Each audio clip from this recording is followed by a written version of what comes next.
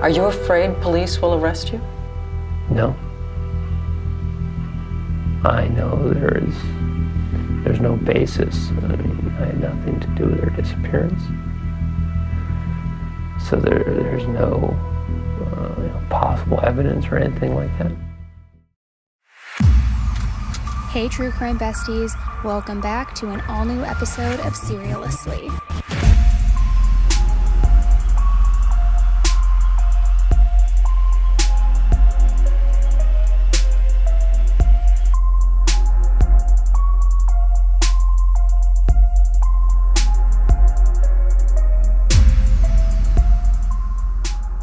Hey everybody, welcome back to an all-new episode of SERIALously with me, Annie Elise. Now boy, oh boy, do we have another motherload of a case to talk about today. Now, this is one that is coming directly from you guys and one that you are requesting I talk about. Now, here's what I want to just say. I don't want to just revisit this case because it's in the news again and there has been some speculation as to this person's guilt or innocence. But the reason I'm revisiting it is because as we researched it, as we dug into could this person really be innocent? There are a lot of things that even I didn't know about this case, which honestly kind of make me step back for a minute. Question, is there reasonable doubt? I'm just being honest here. So we're going to talk about everything. And I guarantee you, if you already are familiar with this case, you are still going to hear new information today because that is how deep we are going. We are going into the depths of hell to talk about Scott Peterson today. Now, as you may have heard, the LA Innocence Project recently took on his case, and this has kind of just exploded all over the internet because everybody's like, what are you even talking about? Of course he's not innocent. He's so guilty, all of these things. But it begs the question, why are they taking up his case? And it also then opens a slew of other questions because there is a pretty big percentage of people out there who are not convinced that Scott Peterson is guilty. And that's what we're going to talk about today, the reasons behind that. And once we go through this entire thing, I want you to tell me whether it's through the comment section on YouTube, the review section on Apple, or even the poll section on Spotify. After this episode, what do you believe? Do you believe that he is guilty? Do you believe that he is innocent? Or are you just unsure, which is totally okay? You know what? As a matter of fact, let's do what we did with the Casey Anthony video and the Nicole Kessinger video. If you're watching this on YouTube, comment right now at the start of this. Tell me, do you think Scott Peterson is guilty? And then when we're done with this, I want to know what you think because it is a wild ride we're going to go through today, guys. And we're going to talk about this LA Innocence Project, what this means, all of the reasons why people think he's innocent. I mean, we're going to go through everything. Some of the information that is sourced in today's episode comes from a YouTube channel called Behind Criminal Minds. They're a really great channel. We love their work, so I will leave a link in the show notes below. So on Christmas Eve in 2002, a woman who lived on Covina Avenue was running some last-minute errands before the holiday. As she was backing out of her driveway, she saw a golden retriever. This golden retriever was wandering by itself in the middle of the street with a leash still on. So she quickly parked her car and she grabbed this dog's leash. She recognized this dog too. It was one of her neighbors, the Petersons. It was their golden retriever named Mackenzie. The woman walked Mackenzie across over to the Petersons' front lawn and to the gate, which she noticed was partially open. So she let Mackenzie back into the yard and she made sure that the gate was shut tight behind her, and then she just went about her day. Well, later on that day, around 6 p.m., a 911 call came into police dispatch in Modesto, California. And this call was from a very distressed man. Yes, my son-in-law called. He was playing golf this morning at 9:30. My daughter's been missing since this morning. She's 8 months pregnant. She took her dog for a walk in the park. The dog came home with just a leash on. And the dog came back without your daughter? Right. The man was Ron Gransky, Laci Peterson's stepdad. Now, Laci Peterson was 8 months pregnant with her and her husband Scott Peterson's first child, a little baby boy that they planned on naming Connor. Laci and Scott met back in college in 1994 and then later got married in 1997. They bought a beautiful home and they moved to Modesto just a year prior to this in 2001. Laci worked part-time as a substitute teacher, and Scott worked for a fertilizer company, which I have to just say, that's kind of funny, and the irony and all of that with him being full of shit. But allegedly, right? So they had a good life. I mean, Scott was making decent money, and Laci was truly the picture-perfect housewife. So the day before Christmas Eve, Laci and Scott had visited her sister Amy at the salon where she worked. This was around 5:45 p.m. Then, later that night, Laci talked to her mom Sharon on the phone. So Scott told the police that he had last seen Laci at around 9:30 a.m. on Christmas Eve, before he then left to go fishing. And on his way back from the fishing trip, he called Laci. Hey, beautiful. I just left a message at home. 2:15. I live in Berkeley. I won't be able to get to Villa Farms to get that basket for Papa. I was hoping you would get this message and go on out there. I'll see you in a bit, sweetie. Love you. Bye. So when Scott got back home from his fishing trip, the golden retriever Mackenzie was in the backyard, covered in mud. Laci's car was also in the driveway, but the house was completely empty. So after showering and changing his clothes, he knocked on a neighbor's door and asked if they had seen Laci. Hey, have you seen my wife? But they hadn't. However, many neighbors did say that they saw that golden retriever Mackenzie outside. And they specifically said that they saw her wandering between 10:15 and 10:45 a.m. This included the neighbor that brought Mackenzie back and put her in the gate behind in the yard and latched it when she left. So nobody had seen Laci. So Scott decided to call Laci's mom around 5:15 p.m., asking if Laci was with her, because he figured that maybe her mom just ended up picking her up and then taking Laci over to her house, which is why Laci's car would still be at the house. But Laci wasn't with her mom. So it was during this phone call when Laci's stepdad, Ron, decided to call 911. So he calls 911 and he reports Laci is missing. Now at the time, nobody knew what this case would actually blow up to be, and that it would be in the national news. It would eventually make worldwide headlines. I mean, it was a media sensation through and through. So what exactly happened on the tragic Christmas Eve day that Laci seemingly just up and vanished? Well, according to Scott, he was getting ready to go on that fishing trip while Laci was in the kitchen earlier that morning. He says she was in the kitchen, she was watching Martha Stewart, and she was making a meringue. Then, later that morning, Scott drove to the warehouse, he got the boat, and then he headed to Berkeley Marina. Before he left, he asked Laci what her plans were for the day, and she said that she was just going to bake cookies, she was going to mop the floors, she was going to take their dog, Mackenzie, out for a walk to a nearby park. I mean, nothing really out of the ordinary, right? So after calling Laci's mom and then the subsequent call to 911, the police responded to the Petersons' home, and that's where they found Laci's wallet, her sunglasses, her purse, and her keys. The jewelry that she wore every single day, which was a diamond necklace, a sapphire ring, and also a wedding band, were still also at the house. So this made Laci's family, of course, very suspicious. The family and the police didn't think that she left the home willingly at this point. But then, that also didn't explain why the dog was found wandering around that day on a leash, also covered in mud. If she hadn't left the home with Mackenzie, how did Mackenzie get out? So no one had seen Laci at all that day, except for Scott that morning. So nobody had any idea where she was or where she could possibly be. And so a search quickly ensued. We'd like to thank all of you for being here and helping us trying to find our daughter. And we'd just like to send a message out there that whoever has her, please, please, please let her go. Bring her back to us. We love her so much. We want her back. Please, let us have her back. Yes. We want her and our grandson home safely and immediately, so please bring her back to us.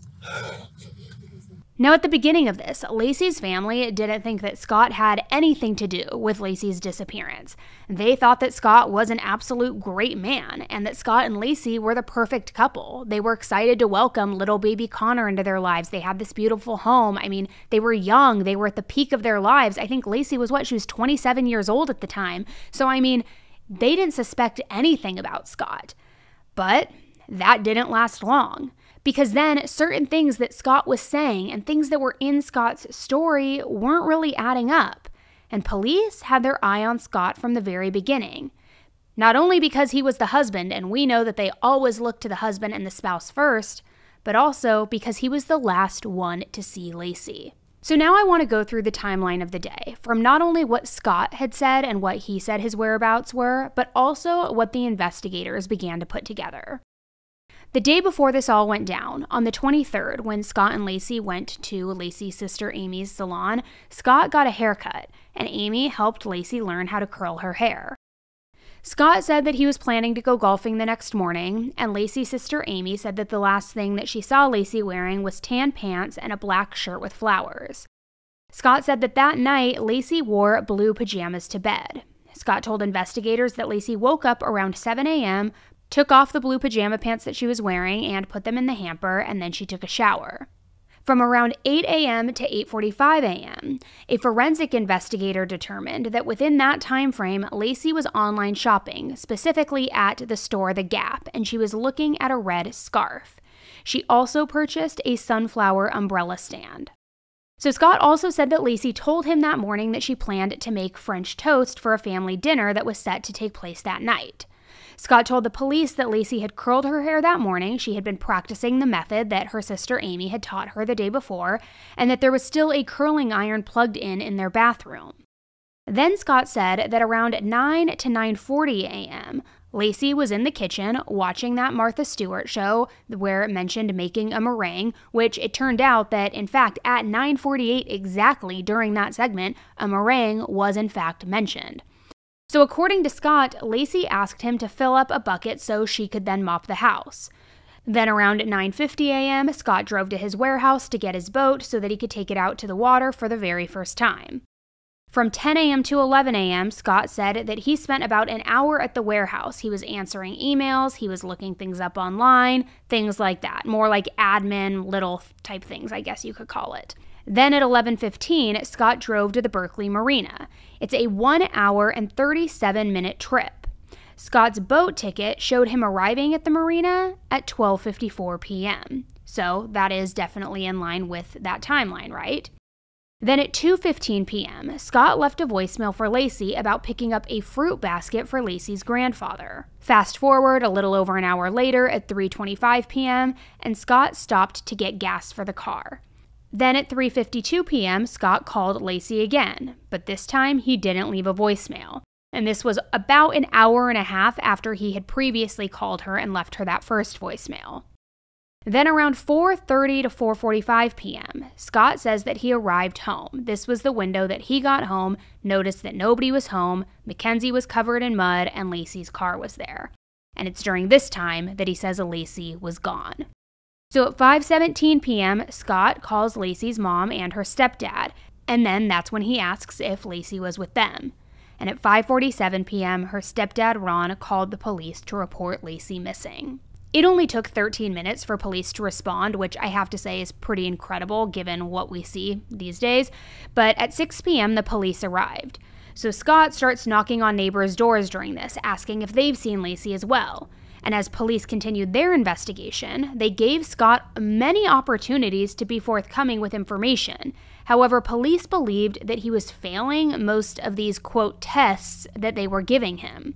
For example, when he was first interviewed when Laci went missing, he declined to take a polygraph test, and then he continued to refuse to take a polygraph test going forward. Now, I will say this is something that, personally for me, I always have a struggle dealing with. I feel like if you're not guilty, you should take a poly test, but also that's not very smart because poly results are unpredictable. That's why they're inadmissible in court and they can be used against you. So if a lawyer's talking to you, they're probably going to tell you not to take a poly, but for me, and I think a lot of us listening, it's like, oh, if they're refusing the poly, it looks shady, it looks like they're guilty, but it also could just be a way to truly protect themselves because, again, they're not the most reliable source of testing. So in the following days, the police said that Scott really didn't ask them many questions about the whereabouts of Laci, if they were making any headway, what was going on, and that overall he just seemed pretty unconcerned about the process of the investigation. Also, Scott apparently called detectives and asked if they used cadaver dogs to search, and they were just kind of like, no, why? Do you think Laci is dead? And Scott didn't have a response. Police were also suspicious of some of Scott's behaviors, like how he couldn't remember the kind of bait that he had used when he supposedly went fishing that morning, why he told Laci's family that he planned to go golfing at the golf club and then he later changed his mind and went fishing instead, or what he prioritized during the investigation. When Laci was missing, other than those 2 phone calls that Scott made to her, he never once tried to call her again. Just that phone call to her mom, and then the stepdad called 911. He literally never even dialed her number again. Scott also had asked detectives for a grief counselor. And my question for that is, if you just thought that your wife was missing, why would you expect to need a grief counselor? I mean, at what point would that tell you that she was never coming back? Why would you need the grief counselor if you thought she was just missing? One detective said, and I quote, "His major concerns were not Laci. His major concerns were his car door hitting his other car door in the driveway, or me taking a picture of this boat in his shop, or getting a receipt for the pink slipper and sunglasses that the tracking dog people used for Laci's scent." Detectives also gave Scott another test on the day after Christmas, and that is when they executed a search warrant at the house. Once again, Scott was hesitant to cooperate with the police, and while people may have had their reasons for not wanting police to search their home, when your 8-month pregnant wife is missing and you are not bending over backwards to help the police, I mean, it certainly doesn't make the situation any better, especially if you have nothing to hide, right? Now, police also learned that Laci was exhausted all of the time due to her pregnancy. Laci was a very, very petite and small woman, and as she got bigger and bigger, she started complaining to her doctors about feeling lightheaded, about getting dizzy, and feeling like she was about to pass out, which was really frustrating for her because she liked to go to the park that was near their home and walk their dog Mackenzie. Doctors told her that she needed to rest, though, and to not do any physical activity, and especially no activity in the early mornings. So Scott's story with that of Laci going on a walk and taking the dog for a walk that morning didn't really make a whole lot of sense. It wasn't really computing. And not only that, and this is kind of stating the obvious, but at the time, police felt like what kind of man would leave his 8-month pregnant wife to go golfing or fishing on Christmas Eve when she was trying to get stuff done to go to her mom's house to celebrate the holiday? Like, what kind of piece of shit are you? Why aren't you helping your pregnant wife? Why are you more concerned with hitting the golf club or hitting the open waters to go fishing? Like, figure it out, my guy. Christmas Eve. You have a very pregnant wife. And you decide to go fishing? Mm-hmm. What did that say about the two of you? Well, we had plans that evening with Mom, Laci's mom, over at her house. Frankly, Christmas preparations were done. What did you got her for Christmas? Oh, a Louis Vuitton wallet. But preparations were made. Her plan for the day was to prepare gingerbread cookies. My day was open to either play golf or go fishing. I chose fishing that day, which is, a choice I made, and I obviously regret now. If I could just decide to stay home, this would not have happened. A lot of people argue that the way that Scott acted on TV was a little bit off, or even wrong, of what you might expect a spouse to look like if his pregnant wife had gone missing, because a lot of people were saying that it looked like he just completely lacked any empathy whatsoever. So with all of this, Scott, obviously became their #1 suspect. And when news outlets heard about this, they started spreading the story like absolute wildfire. It was everywhere. Shortly after the news about Laci missing was released, on December 30th, 2002, a woman came to the Modesto Police Department, and she told them that she was in a romantic relationship with Scott. When they met, Scott claimed that he was single, and not only that, but Scott claimed that he was a widower. The woman's name was Amber Fry, and she told police that she met Scott through a mutual friend, and that the first time that she and Scott met in person, it was on November 20th. It was at the Elephant Bar in Fresno. They stayed there until it closed, then they went back to Scott's hotel, and they spent the night together. So this was just like a month before Laci disappeared. A lot of people thought that they had had this very long, even like not very, very long, but even months long affair going on. It really wasn't that. It was a little over 30 days, actually. On December 2nd, Scott showed up at Amber's house and they picked up her daughter from daycare together. They then packed a lunch and they went and had a picnic. Later that day, Scott spent the night at Amber's house, and on December 3rd, Amber asked Scott to pick up her daughter from daycare, and she even gave him a key to her house.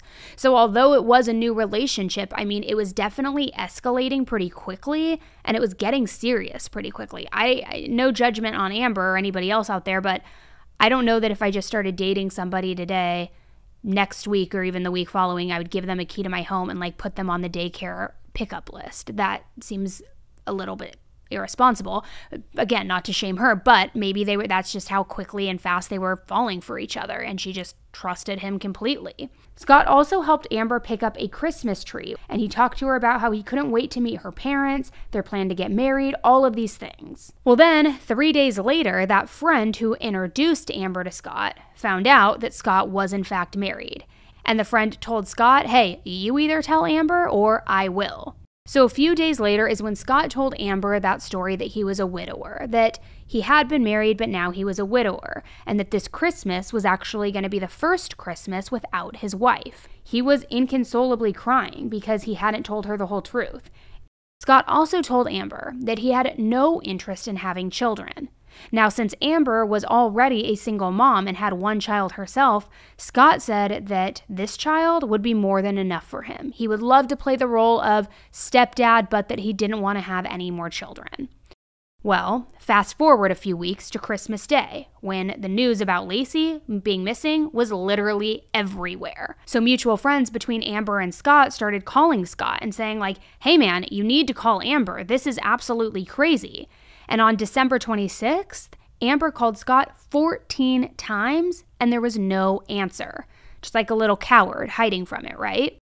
Then on December 28th, Amber was actually supposed to leave for vacation to Hawaii, but she didn't. And instead, her and a friend searched the internet trying to find information about Scott. Then it all started coming to a head. Because as she's searching for information on him, she's trying to figure out what's the truth, what's really going on. She can't even get in touch with Scott at this point. On December 30th, around 1:40 a.m., a mutual friend called Amber and told her that her boyfriend Scott is not only married, but he's a person of interest in the disappearance of Laci Peterson. So then Amber called the Modesto Police Department 3 minutes later so that she could report their relationship to them, because she's obviously smart and she's realizing there's a motive here. This doesn't feel right. Something smells fishy. Leaps and bounds ahead of what Nicole Kessinger did in the Chris Watts case, in my opinion. So from there, after calling the police, they set up a time for Amber to come to the station. So after speaking with her, they wanted to investigate things a little bit more. They wanted to see if Scott would spill something, if he would say something to Amber now that she had caught on. So the detectives came to Amber's house, and then they took her to Radio Shack, and they bought recording equipment so that Amber could start recording her conversations with Scott. Now, this was so beyond damning, and I cannot stress it enough, but on December 31st, New Year's Eve, at 4:12, this is literally 18 minutes before Laci's vigil started, Scott and Amber were talking, and he says that he was standing near the Eiffel Tower in Paris, France, and that it was so beautiful and that he was thinking about her. Amber, it's New Year's here. Are you there? Yes. Are you having a good time? I'm near the Eiffel Tower. New Year's celebration is unreal. I mean, this is absolutely bananas, and although it doesn't directly prove somebody's guilt, it certainly doesn't look good. You're lying saying you're in France when you're about to start your pregnant wife who's missing's vigil. I mean, not a good look, bro. Not a good look. And there were many other recordings, and we're going to get into those later on. So on January 5th, 2003, Modesto police had a private meeting with Laci Peterson's parents. They told them that Scott had been having an affair with Amber. And just like you would suspect, suddenly the parents, who had so far supported Scott and thought he was a great man, a great husband, they now had reason to suspect him. and some members of Laci's family even said so publicly. When law enforcement first confronted Scott with the affair and showed him a picture of him and Amber together, he asked, "Is that supposed to be me?" So the news that Scott had a girlfriend was now setting the media into an absolute frenzy. I mean, it was buzzing everywhere. Reporters were combing all over Central California searching for this mystery woman because she hadn't yet been named. But then on January 24th, they found Amber Frey. Okay, first of all, I met Scott Peterson November 20th, 2002. I was introduced to him. I was told he was unmarried. Scott told me he was not married. We did have a romantic relationship. When I discovered he was involved in the Laci Peterson disappearance case, I immediately contacted the Modesto Police Department. Although I could have sold the photos of Scott and I to tabloids, I knew this was not the right thing to do. For fear of jeopardizing the case or the police investigation, I will not comment further. I am very sorry for Laci's family and the pain that this has caused them. And I pray for her safe return as well. Amber Frey had contacted Modesto Police Department on Monday, December 30th, 2002. She met with detectives and gave information about the relationship with Scott Peterson. And Amber Frey has been cooperative in the investigation and has been eliminated as a suspect in the Laci Peterson disappearance.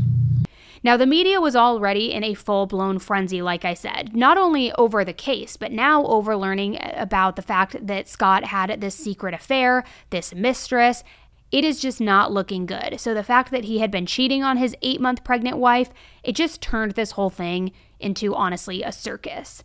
For the many people in the public that had already believed that Scott had something to do with Laci's disappearance, now they really hated him even more. They were dead set that he was the one responsible. Scott, why don't you answer some questions? How come nobody saw you at the Berkeley Marina and nobody saw Laci walking the dog, huh? He now is enemy number one. Everybody hates Scott Peterson. This really just solidified their theories of Scott being guilty. I think everybody sitting at home wants the answer to the same question. Did you murder your wife? No, I did not. And I had absolutely nothing to do with her disappearance. And use the word murder, and yeah, I mean, that is a possibility. It's not one we're ready to accept, and it creeps in my mind late at night and early in the morning. Amber Frey came forward. I'm glad she did. You are? Definitely. Why? It's the appropriate thing to do. And it really shows what a person of character she is, and it allows us to get back looking for Laci. Had you told anyone? Did you tell police? Told the police immediately. When? That was the first night we were together. The police, I spent with the police. You told them about her? Yeah, from December 24th on. That wasn't true, and Scott Peterson called us after the interview to set the record straight. He said he never told the police about his affair with Amber Frey, but claims he did tell his wife. Did your wife find out about it? I told my wife. When? In early December. Did it cause a rupture in the marriage?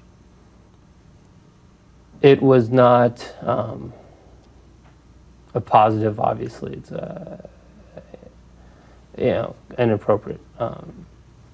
But it was not something that we weren't dealing with. A lot of arguing? No. I can't say that even, she was okay with the idea. But it wasn't anything that would break us apart. There wasn't a lot of anger? No.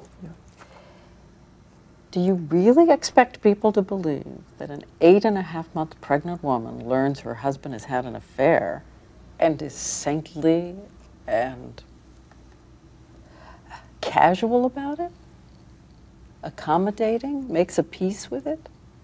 Well, you don't know. No one knows our relationship but us. But what hadn't been made known yet is that there was actually an entire opposite side to this whole story. And that is what a lot of people think proves his innocence. So we're going to keep going with the whole story and all of that, but we are going to take a quick break to hear from one of our sponsors of today's episode. Okay, so if you follow me on Instagram lately, you know that I have been blowing up my stories with videos of me eating Factor meals. They are so good, they are so easy. I'm just honestly obsessed, guys. Now, Factor's ready-to-eat meal delivery takes the stress out of meal planning completely. Skip the grocery stores, the prep work, and all of the cooking fatigue that comes with cooking these big, grandiose meals. Instead, get chef-crafted, dietitian-approved meals delivered right to your door. With over 35 meals to choose from per week, including options like keto, calorie smart, vegan plus, veggie, and more, there is no shortage of amazing meals. Plus, they also have over 55 weekly add-ons. Now, what I love is when I'm trying to just quickly shove my face with food in between recordings because I don't have time to go and grab something, I can grab one of Factor's 2-minute meals, pop it in, and be eating delicious food within minutes. And the best part is I'm not door dashing it, I'm not wasting a ton of money on food delivery services, plus Factor is cheaper and honestly just way more delicious than any of that and than takeout in general, but you're still getting these chef-crafted restaurant quality meals delivered right to your door. And in addition to the ready-to-eat meals, they have cold-pressed juices, smoothies, energy bites, extra protein, veggie sides, and just so much more, which helps me stay energized during my frantic times when I'm just running around. And honestly, their chocolate banana smoothies are so bomb, guys. I went through all of mine in just 3 days. It was kind of sick and twisted, but so good. So head to factormeals.com/AE50 and use code AE50 to get 50% off. That's code AE50 at factormeals.com/AE50 to get 50% off. Okay, so we're now at the point where the affair is exposed, Amber is exposed, everybody is hating on Scott and thinking he is 100% guilty and responsible, right?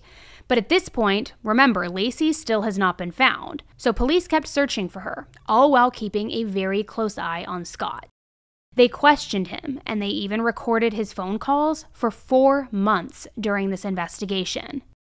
But then, it all came to a head in the spring, because sadly, on April 13th, 2003, the body of a baby was found on the shore of the San Francisco Bay. The umbilical cord was still attached, but it was torn. A day later, a mile away from where this baby was found, a severely decomposed corpse also washed up on the shore. The body was barely recognizable, and it was also missing a head, arms, and most of the legs. DNA results later confirmed, though, that this body belonged to Laci, and that the body of the baby was little baby Connor. When Laci was found, Scott did not give her dental records to the police to help identify her, and he actually said that he didn't know the name of her dentist. However, they actually went to the same dentist. Now, because of the level of decomp on Laci, a cause of death was never determined. However, even though she had 2 cracked ribs, forensic analysis couldn't determine whether this was done before or after Laci died. The majority of her organs had been removed, except for her uterus.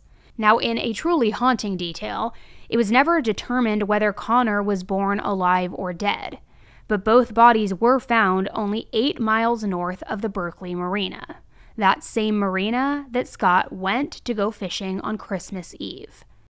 However, I want to table this for a moment, and I'm going to come back to this because we need to talk about Connor's age, the time of the recovery.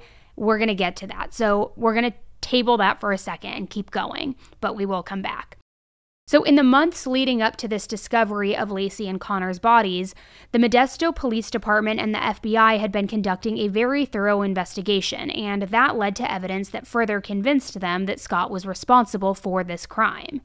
They had searched Scott's home, his pickup truck, his toolbox, his warehouse, and even his boat.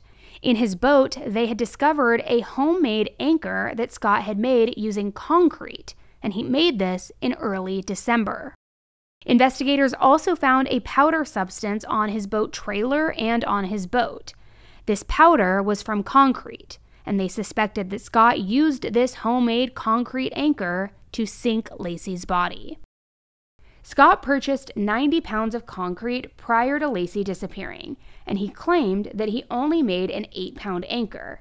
If he had gotten rid of the extra concrete to fill in that hole by his house, wouldn't that be 82 pounds of extra concrete? He also previously told law enforcement that he threw the concrete away, and then another time he said he didn't know what he did with it. Search dogs also alerted to a blue tarp that was found in Scott's shed. This suggested that Laci's scent was on the tarp, and investigators thought that maybe Scott used that tarp to wrap Laci up, put her in his truck, and then drive her to that marina and dump her body. There was one report that a neighbor had seen you loading something into a vehicle? I haven't seen that report. Did you load anything into a vehicle? Anything large? Some umbrellas, some market umbrellas. The tarp was also covered in fertilizer, and fertilizer is sometimes used to destroy DNA. The search dogs also alerted to Laci's scent at the Berkeley Marina, and again, this is where Scott was on the day of her disappearance. So not only were police suspicious from the get-go, but now the details of his story just continued to change from person to person, all in the months that they had been keeping this very close eye out on Scott. So he said that Laci was watching that cooking show on the morning of December 23rd, right? But the specific show that he mentioned apparently wasn't even on that day. He also told police that he was golfing that day, but then he told other people that he went fishing randomly and that it was out on a whim. But that's not entirely true, because he actually got a fishing license 4 days earlier on the 20th. The license that he got was literally also only good at Berkeley Marina, and it was only good for the 23rd through the 24th. Scott said that he was fishing for a sturgeon fish, but the lures that he bought for that type of fish, those cases were unopened, and it also wasn't that kind of fishing season for that particular fish. Additionally, he told the police that he ended up having to stop his fishing trip short on the day of Laci's disappearance because it had started to rain. However, a review of weather reports indicated that there was absolutely no rain in the area of the Berkeley Marina, not on the day of Laci's disappearance. So the police kept uncovering more and more details about Scott's life, from debt to phone calls that he made to Amber after Laci went missing, to even other affairs that he had had, and just so on. I mean, it was like you are now really peeling back the onion. The circumstantial evidence was growing day by day, and Scott's behavior was just getting weirder and weirder. Not only did he show very little emotion, and he didn't really inquire with the investigators about the progress of the investigation, and that threw up a red flag, of course, but he also was buying subscriptions to porn channels, and this was just a few days after Laci's disappearance, and he even sold her car. Now, let me just touch on the porn subscription for a second. Again, I mean, not to shame anybody and what you're into, but like, if your spouse goes missing and your priority is watching porn rather than asking the investigators, what's the progress in the investigation? Have you gotten any leads? Have you gotten any tips? That to me signals either you're a complete garbage human being or, I mean, that's actually what it signals. No matter what way you cut it, you are a piece of shit, whether you're guilty or not. That is such a gross thing to do when your pregnant wife is missing. Like, you're more concerned with jerking it? I don't get it. I don't get it. So in addition to that, and also selling her car, he also had taken out a life insurance policy on Laci, and he had been talking to people about selling their house. So while police couldn't find any concrete evidence to tie him to Laci and Connor's deaths, they did believe that these other discoveries couldn't just be a bunch of strange coincidences. It had to be linked, right? So with that, on April 18th, 2003, 5 days after Laci and Connor's bodies were found, Scott was arrested.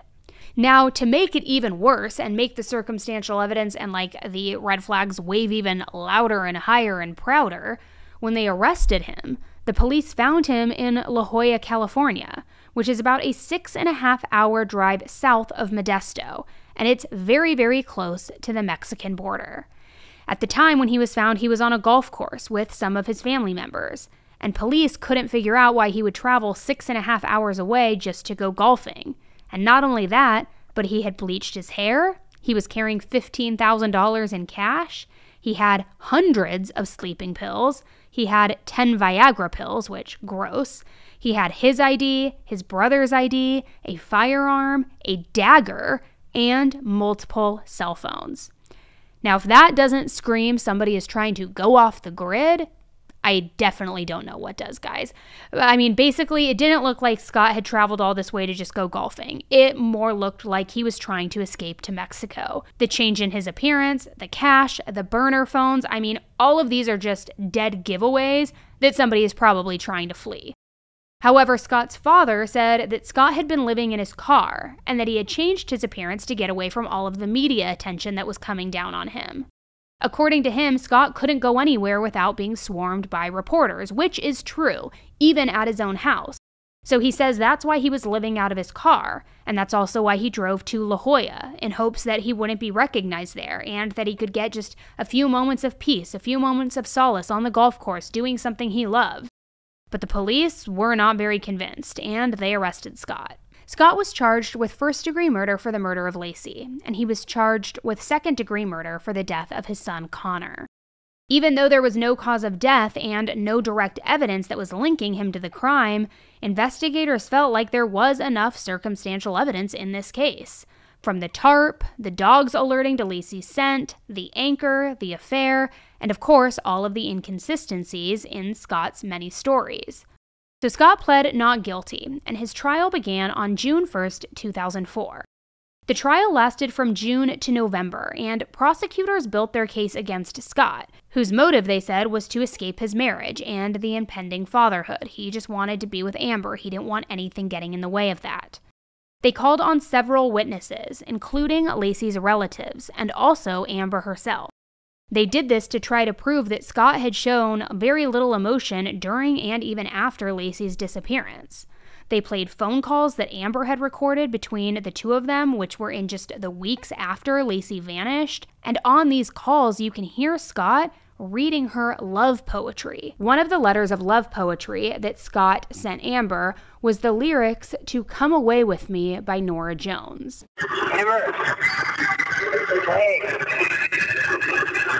you there? I can barely hear you. They were just like, wow, I can't believe he's calling you right now. Hey, I'll be in Paris tomorrow. I'm outside of Normandy right now, and hopefully the phone will be better. Also in the calls, Scott told Amber that he didn't want children and that he was thinking of having a vasectomy. So not only did he offer to be just okay with Amber's one child, he actually gave this child a book that was given to Laci at her baby shower. And this was while Laci was missing. He gave this book to this child. If he believed that she was coming home, why the fuck would he ever do that? Laci's OBGYN testified that she had already stopped taking those walks in the park because she had a spell and almost fainted. So kind of similar to what we talked about earlier with her having those problems. Well, the OBGYN actually testified at the trial. Her yoga teacher, her friends, and her mother all corroborated with the OBGYN in what she said, that she had stopped taking walks several weeks earlier. They also had a hydrologist testify, who said that Laci and Connor's bodies would have likely been dumped in the area where Scott said that he had gone fishing that morning. Prosecutors also claimed that Scott made cement anchors to weigh Laci's body down in the bay, and they said that blood was found on the couple's bedspread and on the door of Scott's truck. The prosecution's main theory here of this case was that Scott likely smothered Laci on or before the day of her disappearance. He suffocated her because he just wanted to be with his mistress Amber. Then, after suffocating her, he rolled her body up into a tarp, put it in his truck, and then drove to the marina where he eventually dumped her body in the San Francisco Bay. When Scott told the police that Laci asked him to help her fill up a bucket so that she could mop the house, he conveniently left out the fact that some housekeepers were actually there the day before, and they cleaned the entire house. The prosecution believed this showed that Scott killed Laci sometime between December 23rd at 9 p.m. and the early hours of December 24th, and that given the rest of his day and the timestamps that we know of, he would have had plenty of time and opportunity to clean up the crime scene, and that's why there was a mop and a bucket at the home and in photos that were presented in trial. Another story that is out there is that the kitchen was spotless. Mm-hmm. And in fact, there was still a wet mop around, which indicated somebody had cleaned something very recently. Laci was mopping the floors when I left that morning. Yes, the house is spotless. She had a cleaning lady on Monday, the 23rd. So if the cleaning lady had been there, why have to clean again? Dog, 2 cats. Scott and Laci's financial situation did not afford them enough money for Scott to just go randomly out on a boat. And he specifically bought that type of boat because it came with a depth finder. Now, if that doesn't sound like a true carbon copy of Chris Watts, I honestly don't know what does, except for the bay. He didn't go fishing and dump Shanann's body. He went to his oil area for his work and dumped the body of Shanann and his 2 girls. I mean, just sick and twisted. But again, it's like a carbon copy. The smothering so that he could be with his mistress, rolling her up in something, putting her in the truck, which you just have to ask the question. Obviously, Chris Watts was aware of the Peterson case. I mean, hands down, his case happened way later than Scott Peterson. So why are you using the blueprint that got somebody convicted? So next up, it was the defense's turn. And Scott's defense team argued that Laci had been kidnapped during the time that he went fishing, in that little window of time. That the kidnappers held her until she gave birth, then they killed her, and then they dumped her body in the ocean. Now, Scott's defense attorney, Mark, claimed that prosecutors primarily relied on circumstantial evidence, and that they had, quote, zero, zip, nada, nothing of forensic evidence. The defense disputed all of the forensic evidence that was presented by the prosecution, which included hair strands that supposedly belonged to Laci that were found on Scott's boat, and also DNA from a set of pliers that matched Laci's DNA. Scott's attorney has claimed that because of the size of Scott's boat, if he did have a pregnant Laci on the boat and wrapped in a tarp, that the process of putting concrete on her legs or whatever was put on her as an anchor to throw her overboard, it would have capsized the boat, and the boat is actually really small. The defense even conducted their own test of this, and they videotaped it, but it has been heavily debated on both sides of it. They also harped on the fact that there were absolutely no witnesses. There was no murder weapon, and there was no evidence of a struggle that led to Laci's death. Instead, they said law enforcement had been laser focused on him because of his affair, and that they didn't even investigate other potential suspects. Scott's attorneys asserted that somebody else abducted Laci during the time that she was walking her dog Mackenzie, and then they killed her. So jury deliberations started on November 3rd, and on November 12th, Scott was found guilty of first-degree murder for Laci's death, and he was also found guilty of second-degree murder for baby Connor's death as well. We, the jury in the above entitled cause, fix the penalty at death. This sentence is death. Jurors reached their dramatic decision to send Scott Peterson to death row after 12 hours of deliberations. Scott Peterson showed no emotion as he heard himself sentenced to die, other than to clench his jaw. So with that, Scott was sent to death row in San Quentin prison. But that was not the end of everything. Not even a little bit. Defense attorney Mark Garagos also spoke outside the court. Obviously, we're very disappointed. Obviously, we plan on pursuing every and all appeals, motions for new trial, and everything else. Dismissed juror Justin Faulkner monitored the verdict for Inside Edition. Do I think they got it wrong? Yeah, I do. I don't think I would have voted the way that they did. And this is where we're going to go into everything that people are suggesting indicates that Scott is really innocent. In 2012, Scott and his legal team filed a direct appeal to overturn his death sentence. Scott's attorney and the state attorney general's office argued back and forth for years on this before the appeal was finally taken to court. Then, in 2019, California Governor Gavin Newsom signed an executive order that prohibited the death penalty. And in 2020, the California Supreme Court finally heard Scott's reasoning for appealing his death sentence. Scott's legal team was arguing that Scott didn't receive a fair trial. They argued that there was so much media attention surrounding this case from the get-go, and that the public had already made up their minds about Scott, that they had done this ages ago, and his legal team really felt like this could have made the jury very biased. Additionally, Scott's team argued that potential jurors were improperly excused because they had stated in questionnaires that they were against the death penalty. So because of that, they had been excused. Being against the death penalty can't prevent somebody from being a juror, though. The only time it can is if someone felt that this view was so strong that it would prevent them from issuing the death penalty if a case called for it. So the defense felt that the jury had been meticulously chosen to ensure that the jurors were all in support of the death penalty. Again, the defense felt like the public, the courts, everybody really had already made up their minds about Scott before the trial even began. And honestly, that is kind of how it was portrayed in the media. I remember it very vividly. He was earmarked as a guilty person before he even went to trial, truly. The defense also argued that the trial judge made many mistakes and also acted unfairly. They apparently let 2 jurors onto Scott's boat. They required the prosecution to be present while the defense searched the boat, but not vice versa. And they didn't decide to move the trial to another county, even though questionnaires indicated that about half of the jury pool had decided that Scott was guilty before the trial had even started. The California Supreme Court decided to uphold Scott's guilty verdict, but they did overturn his death sentence. However, what this did mean was that Scott was going to be resentenced. So a year later, in 2021, his resentencing hearing was held. Laci's family was in attendance, and they gave a very emotional testimony about how their lives have just forever been affected by this. So Scott was sentenced to life in prison without the possibility of parole. This was for Laci's murder. And he was also sentenced to 15 years for the second-degree murder of his son, Connor. However, between the time that Scott's team originally filed his direct appeal and when it was actually heard by the California Supreme Court, he also filed a habeas corpus petition. This was in 2015. A habeas corpus petition is very, very similar to a direct appeal, but there are a few differences. This petition allowed Scott's team to introduce new evidence that could cause him to receive a retrial. Specifically, his team was arguing 2 things.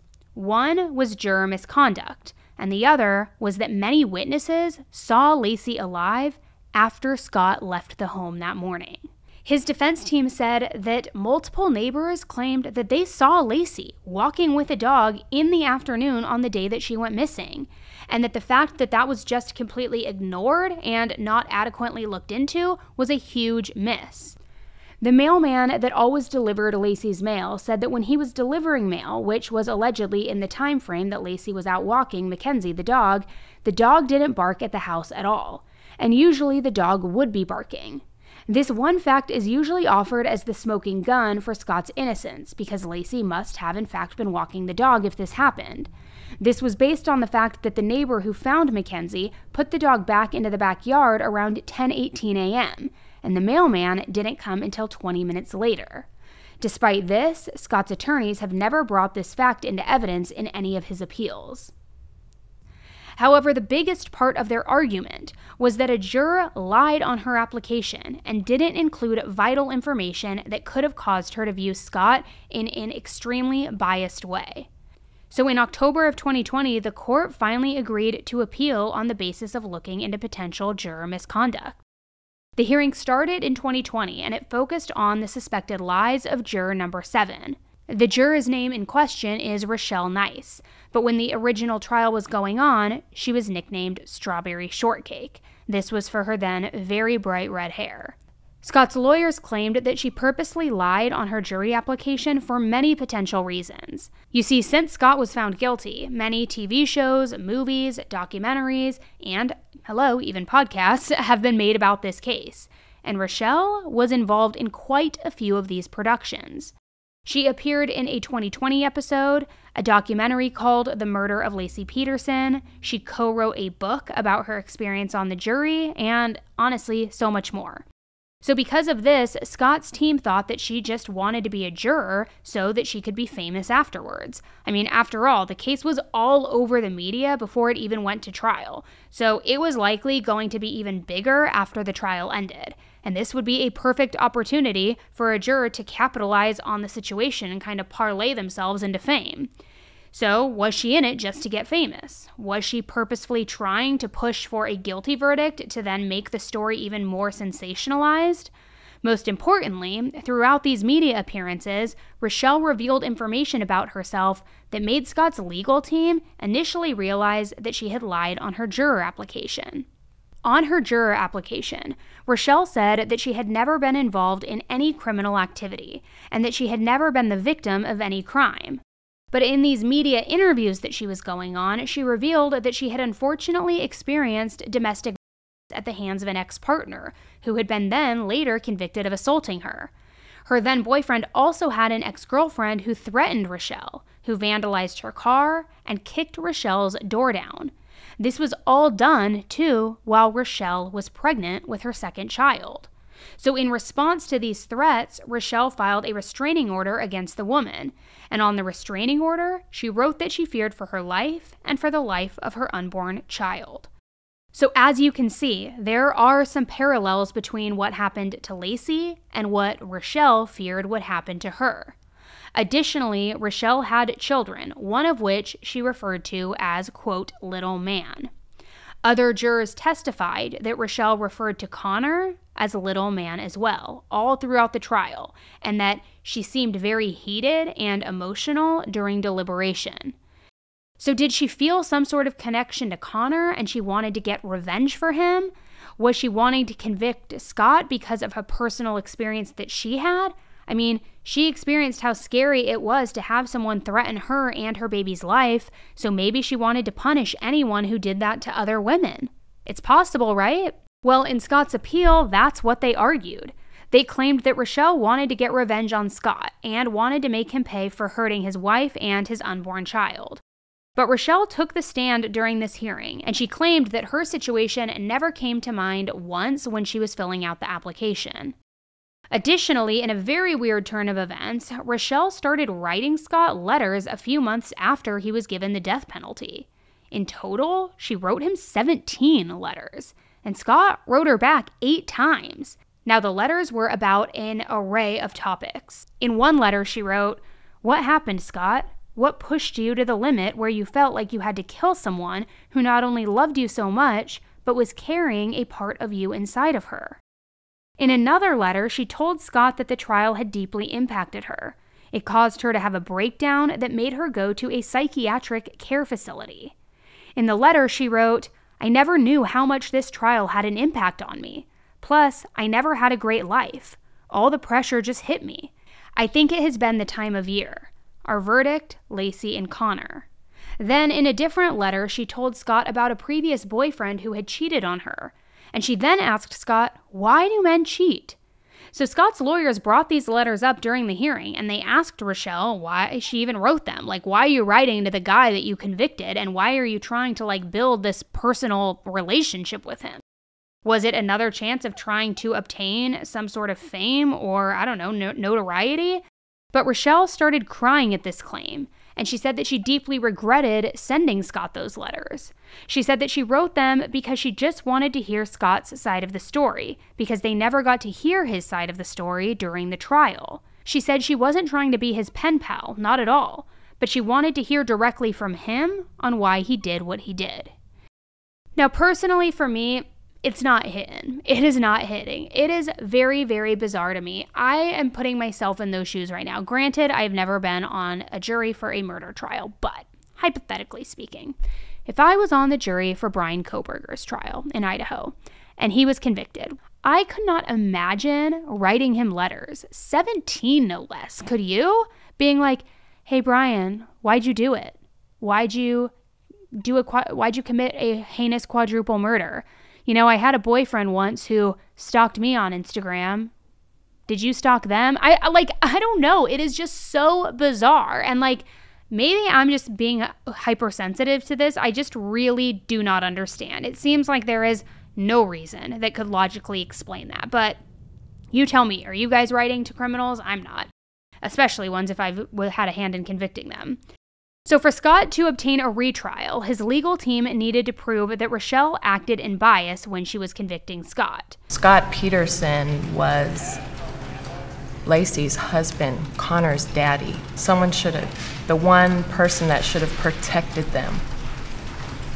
And for him to have done that. And overall, they claimed that there were many different reasons for why Rochelle could be biased. She was struggling financially at the time of the original case, and those close to her said that she would joke about this being an opportunity for her to get a book deal. So did she see the case in the news and then purposefully lie on her application so that she could just profit from everything? Or again, did she just want revenge on Scott for being another cheating man who hurt his wife and unborn child, just like Rochelle had experienced herself? But Rochelle denied all of these allegations. She said that she didn't make any money off the story, and she didn't want to get revenge on Scott. She said that she absolutely based her decisions on the facts that were presented during the case, and not any preconceived ideas that she had made up about Scott before the trial even began. So Scott's team really tried to argue that Rochelle was a, quote, stealth juror. Basically, someone who purposefully hides their biases to make sure that they are picked for the trial and then can push for a guilty verdict. However, despite all of these efforts, in December of 2022, a judge denied Scott's petition for a retrial. The judge said that there wasn't enough evidence and that Rochelle did not purposefully lie and hide information about herself to ensure that she was picked on that jury. The judge ruled that the false answers on her application were because of a misunderstanding and that she had acted in good faith. But that isn't even still the last of Scott Peterson. Not at all, and now we're really getting into the nitty-gritty. Let's talk about it and see if he is in fact innocent. But first, we are going to hear from one more sponsor of today's episode. Most of you have probably heard me sing the praises of Prose and their truly custom, made-to-order hair care. Switching to a custom routine from Prose was honestly one of the best things I've ever done for my hair. I can honestly say that I have never been more in love than in this moment with my hair. It is smoother, shinier, brighter, softer, bouncier if that's even a thing. It's all of the things, guys.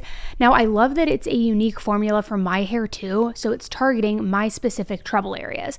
Plus, the smell, guys.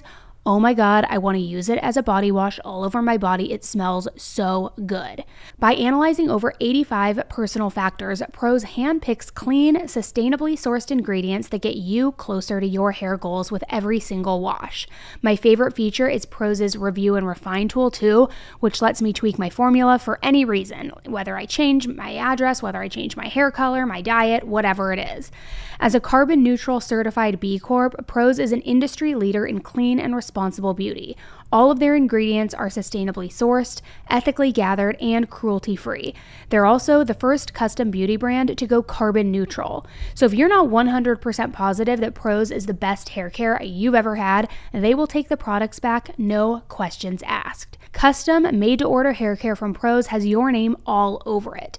Take your free in-depth hair consultation and get 50% off your first subscription order today, plus 15% off and free shipping every subscription order after that. Go to prose.com/serial. That's prose.com/serial for your free in-depth hair consultation and 50% off your first subscription order. So recently, it's been all over the news, as I mentioned, that the LA Innocence Project announced that they were going to take on Scott's case. But it is very important to note that the LA Innocence Project is not related to the infamous Innocence Project organization. They even tweeted that they have nothing to do with the Scott Peterson case and to direct any questions to the LA Innocence Project, who is taking it on. Also, it's important to note that Scott reached out to the LA Innocence Project first. They didn't reach out to him. For years, Scott and many of his family members have been claiming that he is innocent, even making websites and social media pages to push this idea. So after Scott contacted the LA Innocence Project numerous times, they agreed that he might have a case after all. So the LA Innocence Project claims that Scott's state and federal constitutional rights were violated, and that they had new evidence that would prove his innocence. On January 17th this year, they filed a very long discovery motion to the court. And they stated that new evidence now supports Mr. Peterson's long-standing claim of innocence, and it raises many questions into who abducted and killed Laci and Connor Peterson. So if you aren't familiar by now, and I'm sure you guessed it, but let me just explain in case you're a little confused, the Los Angeles Innocence Project provides free investigation services and also legal aid to people who are wrongfully convicted of crimes. The premise of their mission is great, don't get me wrong. Nobody wants innocent people to sit in prison for a crime that they didn't commit. But really? Scott Peterson, of all people? I mean, the trial happened over 20 years ago now. The case seemed so cut and dry, so obvious, a closed and shut case. But was it? Was it really? So as I mentioned earlier, there is a lot of evidence that people question, and many believe that the police department failed to properly investigate the crime. People have developed an array of theories about what happened to Laci and Connor, and the LA Innocence Project claims that they have found new key evidence to prove Scott's innocence, and they are focusing their claims on a few key things. First, there was a burglary across the street from the Peterson home in December of 2002, and a woman claimed that her home was broken into sometime between December 24th and December 26th, while she was out of town, and that is also the critical window when something happened to Laci. 75 pieces of jewelry and 2 handguns were stolen from her house. Scott's defense team brought this burglary up in the original trial, but the prosecution said that the burglary didn't happen on the day of Laci's disappearance, and therefore it didn't have anything to do with her or her being missing.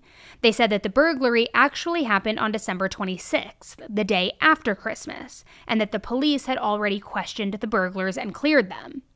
However, the LA Innocence Project claims that they have found evidence that indicates that the burglary did happen on the morning of Laci's disappearance, on December 24th.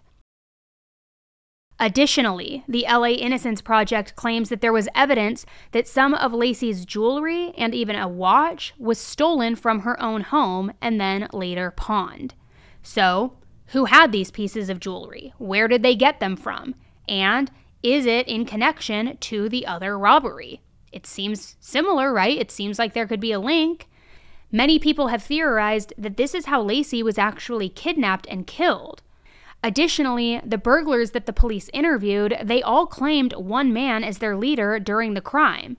But this man was never found, and he was also never questioned. So my question now is, could the LA Innocence Project have gotten in contact with him, and maybe they received new information that could clear Scott? So this theory is based on the idea that Laci did go out that morning on that walk with her dog Mackenzie, just as she had planned, just as she had told Scott to do, and just as people found Mackenzie wandering in the street with the leash still on. They think that she was walking, that she witnessed a burglary happening at the neighbor's house. And because she witnessed a crime and to prevent her from going to the police, the burglars then grabbed Laci. They left her dog behind and they kidnapped her. This theory is further supported by the fact that many people say that they saw Laci walking her dog that morning. They even said that they saw Laci in the same outfit that Scott had told police that she had been wearing that morning, the black pants with a white top. The theory continues that after the kidnappers took Laci, they then held her for an unknown amount of time. Maybe they held her until she gave birth and then killed her and disposed of her body, or maybe they killed her right away and then threw her body in the San Francisco Bay. In even more support of this theory, the LA Innocence Project is asking for a mattress that was found in an orange van to be tested. Now you might be wondering why this orange van is important. Well, the orange van was found near the Peterson home, and it was found on Christmas Day, December 25th, 2002. The van had a blood-stained mattress in it, and the entire vehicle had been burned. It seemed like somebody did that on purpose as well, so were they burning it and trying to get rid of evidence to maybe cover up a crime? And get this was brought up to the police. It was brought to their attention during the initial investigation, but they didn't really even look into it. A fire official who was investigating the van tested the blood on the mattress, and they found that it was human blood. However, it was apparently never thought to connect that van to Laci. So people have theorized that this was the van that Laci was kidnapped in. This is the van that was committing the burglaries. This is the van that they used to snatch her because she witnessed it. And then she and Connor bled on the mattress. Then the kidnappers tried to burn the van to cover up their crime. The director of the Los Angeles Innocence Project, Paula Mitchell, has said that she found many deficiencies when reviewing Scott's case.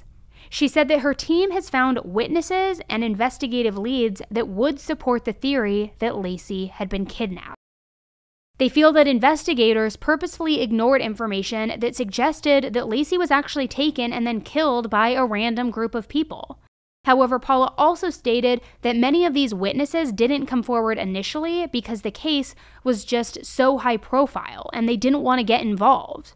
Additionally, the LA Innocence Project has said that they have asked to view many pieces of evidence from Scott's trial, but have found that many pieces of the evidence has now been lost, and they are requesting for them to be found. So like I said, what the LA Innocence Project is suggesting is what a lot of people have been saying for many, many years.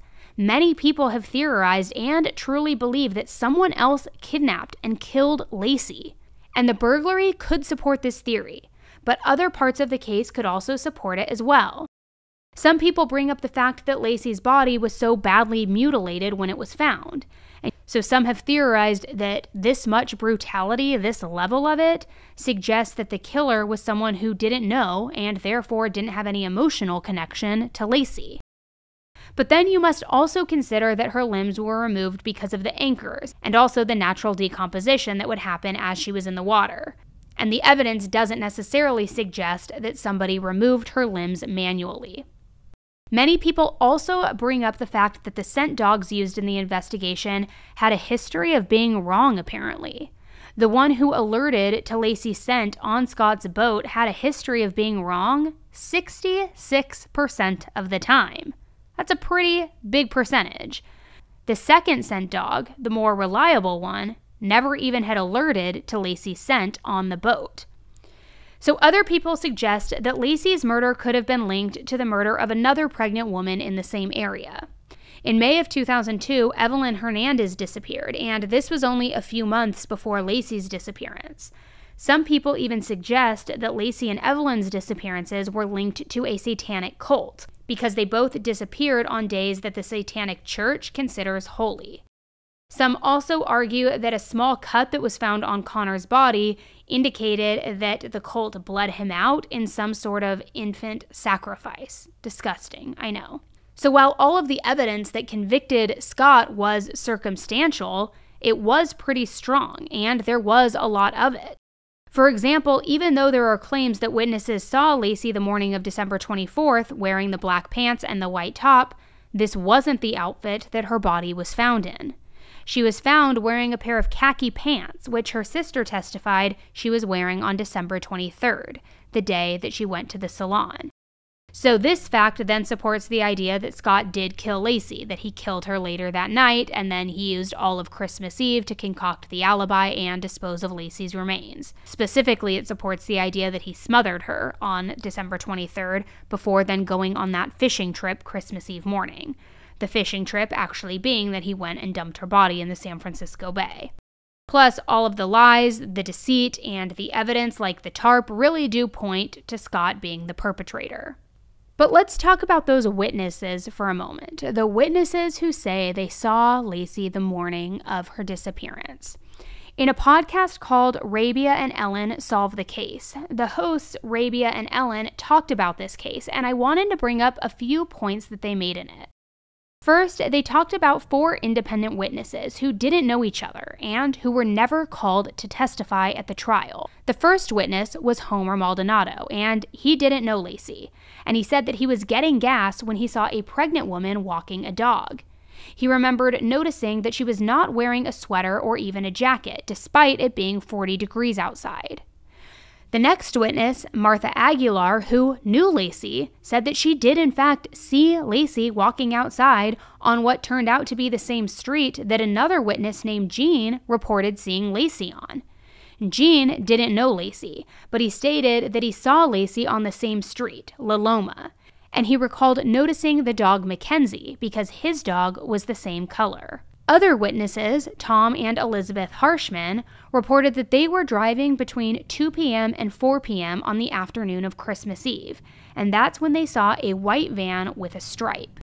They said that they spotted a very heavily pregnant woman with short, dark brown hair, squatting and urinating outside of this van, while a scruffy-looking guy was standing over her. They said that they saw an arm then reach out of the van and pull this woman back inside the van, who looked very, very scared. Another thing they brought up was that when Laci and Connor's bodies were discovered on April 13th, 2003, there was a debate among expert witnesses over Connor's gestational age.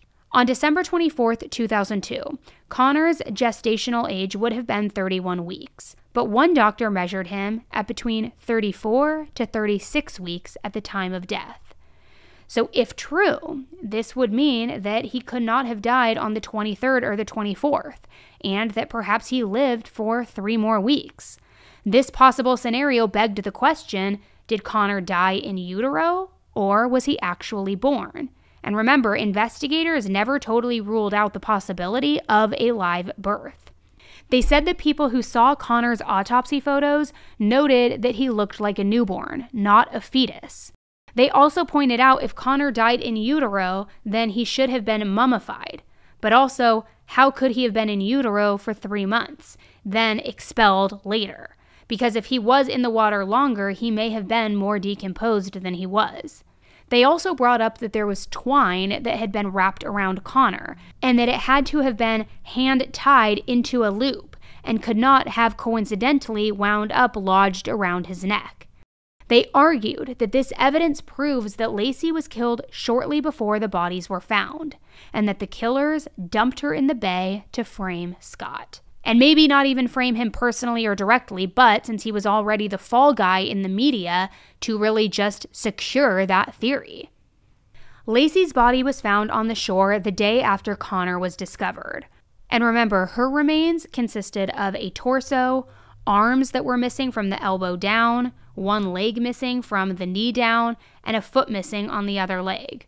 Her head was never found, though, and all of her organs were missing except for part of her uterus. Also, in late January 2003, a lieutenant who worked in the investigations unit at the California Rehabilitation Institute near Los Angeles called Modesto police to notify them about a telephone call that had been recorded between an inmate named Sean Tenbrink and his brother Adam Tenbrink. The lieutenant gave separate statements to the prosecution and to the defense. He told the defense that the brothers were discussing the fact that Laci was missing. And Adam mentioned something about Laci walking up while Stephen Todd was robbing the Medinas, and that Todd had verbally threatened Laci. He told the prosecution that he listened to the recording of this phone call between the brothers, and one of the brothers mentioned that Laci had in fact seen Todd and others burglarizing a home in the neighborhood. The lieutenant also said that he had set up a meeting between Sean and a Modesto police detective, and that Sean spoke to the detective over the phone from his office. He remembered Sean looking nervous, denying knowing Steve Todd, and denied the phone conversation with his brother about Laci, even though it was recorded. So a lot of people feel that ultimately this was yet again another example of a tip that Modesto police received and that they didn't investigate, and it didn't get the attention that it deserved. And then get this, in a very weird twist, that tape of the brothers' recorded confessions, it no longer exists. So as you can see, there is a lot of back and forth with this case. So can we even trust the claims made against Scott during his initial trial? It will be interesting to hear more from the LA Innocence Project and to find out what evidence they have to clear Scott exactly.